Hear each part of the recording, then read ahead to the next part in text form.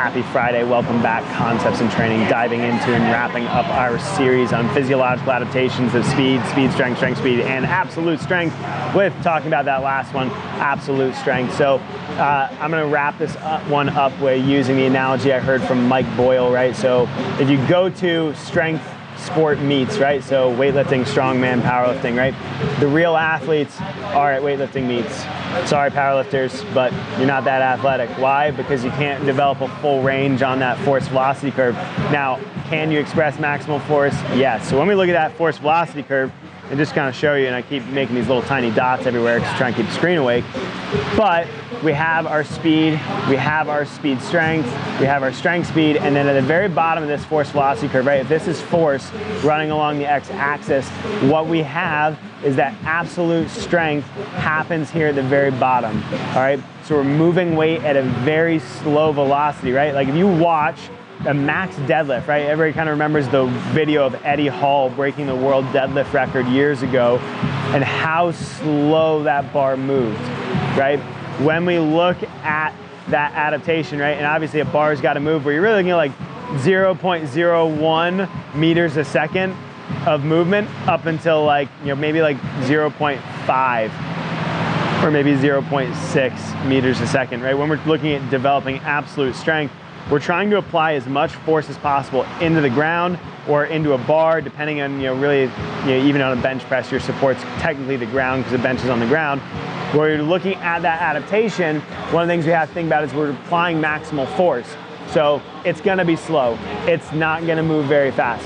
Now, the big thing we have to think about, and we're gonna just completely erase this board here, because I want you to see what ends up happening when we start to create, a range of abilities. And this is why we actually talk about this whole process, is when we start to look at absolute strength or just that force velocity curve in general.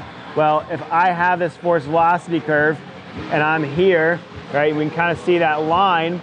Well, that's just generally our starting point. So we have very low force when we produce high speed, but we just have a low, capacity to move. Now, if all of a sudden we start training a range of different varieties of, movements, right? We train our sprints, we train our jumps, we train, our Olympic lifts, we train our power lifts, right? And this is kind of the full encompassing ability for fitness and general capacity. What we start to do is we start to take that curve and we start to shift it, right? So I can draw an arrow here, right?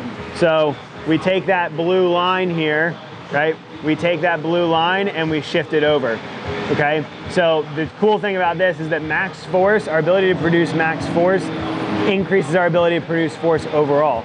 Then we start to train adaptations and we start to shift everything over. So now when we start to move at high speeds, we're producing more force. When we start to move at moderate speeds, we're producing even more force. And it's our overall capacity, because we have that overall capacity for producing force, it starts to shift that curve over to the right a little bit, which is the end goal, right? If we talk about being able to express athleticism, right? Like, it's why the weight room is such a big component of athletics, is that they're trying to develop qualities of those speeds and those strengths. Now, if we're just trying to be a functional human being, right?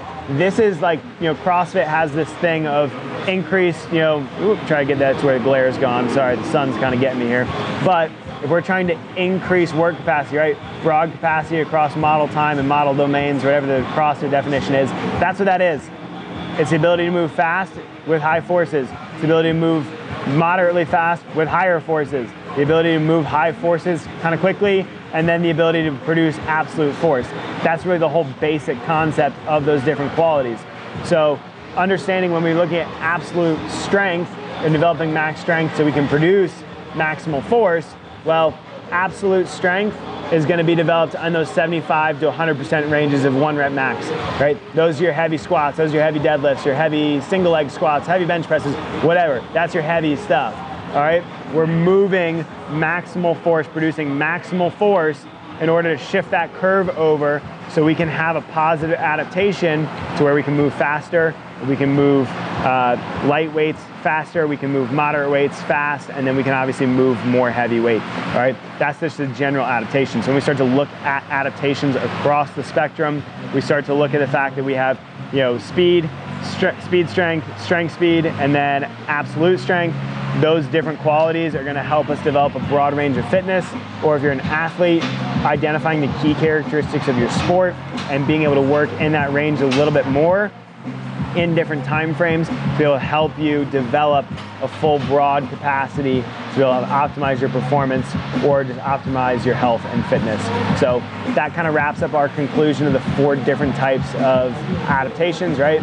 And being able to understand that producing max force is going to help elevate the other things, but we do need to train in those other ranges. We need to be able to train our sprints and our jumps and our cleans and our Olympic lifts and whatever, like whatever you're skilled at, to being able to develop those adaptations. So that's just that brief overview of those adaptations, kind of wrapping up our talk on those main 4 characteristics of muscle and kind of those physiological qualities, be able to make sure we're training that broad spectrum. So that's it for that kind of series on concepts in training with the force velocity curve and muscle and physiological adaptations.